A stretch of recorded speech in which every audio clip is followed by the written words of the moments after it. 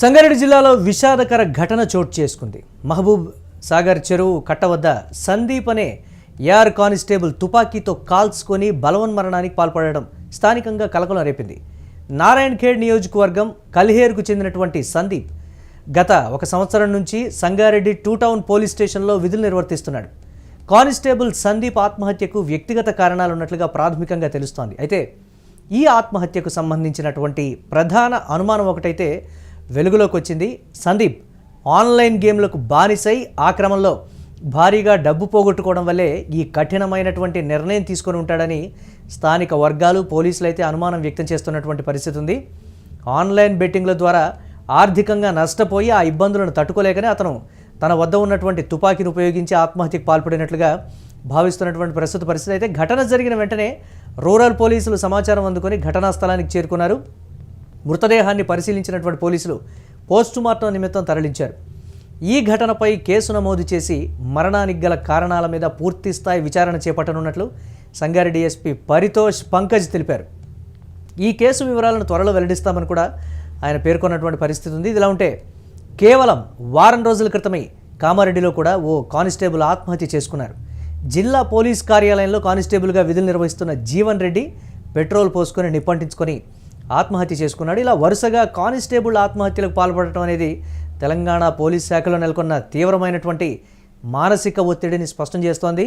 నిబంధనలు, క్రమశిక్షణ గురించి ప్రజలకు చెప్పే పోలీసులే ఇలాంటి చర్యలకు పాల్పడటం అనేది ప్రజల్లో తీవ్రమైనటువంటి ఆందోళనను కలిగిస్తున్నటువంటి పరిస్థితి. శాంతి భద్రతలను కాపాడే సిబ్బంది తమ సొంత సమస్యలకు పరిష్కరించుకోలేక బలవన్మరణాలకు పాల్పడితే సాధారణ ప్రజలు ప్రభుత్వ వ్యవస్థల పట్ల, పోలీసుల పట్ల విశ్వాసం కోల్పోయే ప్రమాదం కూడా ఉందనేది ప్రస్తుతం వ్యక్తమవుతున్నటువంటి భావన. పోలీస్ శాఖలో ఆత్మహత్యలు నివారించడానికి ప్రభుత్వం యుద్ధ ప్రాతిపదికన దృష్టి సారించాల్సినటువంటి అవసరమైతే ఉంది. ప్రధానంగా స్క్రీన్ మీద చూస్తున్నటువంటి కానిస్టేబుల్ సందీప్ పిక్చర్ అది యూటీవీ స్క్రీన్ మీద ఎక్స్క్లూజివ్గా చూడొచ్చు. తను వ్యక్తిగత కారణాలు అంటే ఆన్లైన్ బెట్టింగ్కి సంబంధించి మనం రీసెంట్గా చూస్తున్నాం. కేంద్ర ప్రభుత్వం ఆన్లైన్ బెట్టింగ్ యాప్స్ మీద ఎలాంటి కఠినమైనటువంటి నిర్ణయాలు తీసుకున్నారు. కానీ దాని తాలూకా షేడ్స్ మాత్రం ఇప్పుడు మనం చూస్తున్నటువంటి కానిస్టేబుల్ సందీప్ మరణం ద్వారా కూడా చూస్తున్నాం. ఆ ఛాయలు కావచ్చు, ఇతరత్ర చాలామంది మీద ఉంది. ఆ బెట్టింగ్ మహమ్మారికి చాలామంది బలైపోయారు. పోలీసు వ్యవస్థలో ఉన్నటువంటి వారు కూడా ఆన్లైన్ బెట్టింగ్కి అడిక్ట్ అయ్యారు అనేది కీలకంగా ఇప్పుడు ప్రశ్నార్థకంగా మారినటువంటి పరిస్థితి ఒక ఇంత ఆందోళన కూడా కలిగిస్తోంది. ప్రజల్లో అవేర్నెస్ తీసుకురావాల్సినటువంటి కానిస్టేబుల్స్ అలాగే పోలీసులు ఆ వ్యవస్థ వారే ఆన్లైన్ బెట్టింగ్కి బానిస అవుతున్నారు అంటే ఆన్లైన్ బెట్టింగ్ అనేది ఏ స్థాయిలో వేళ్ళు అనుకుని పోయిందో బయటికి చెప్పుకునే వాళ్ళు కొంతమంది అయితే చెప్పుకోలేక ఇలా బలవన్మరణానికి పాల్పడేటువంటి వాళ్ళు చాలామంది.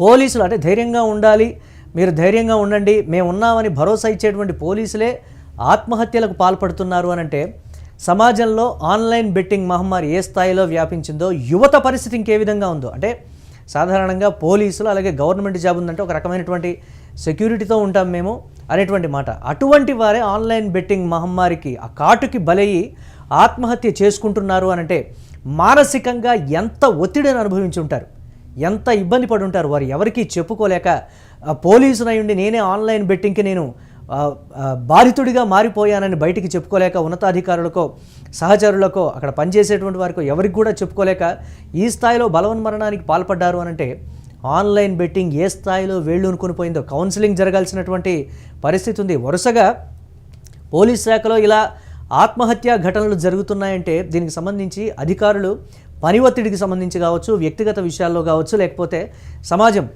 సమాజం నుంచి వచ్చేటువంటి సమస్యల విషయంలో కావచ్చు, అన్ని రకాలుగా కూడా ఒత్తిడికి గురవుతూ ఉంటారనేటువంటి భావన.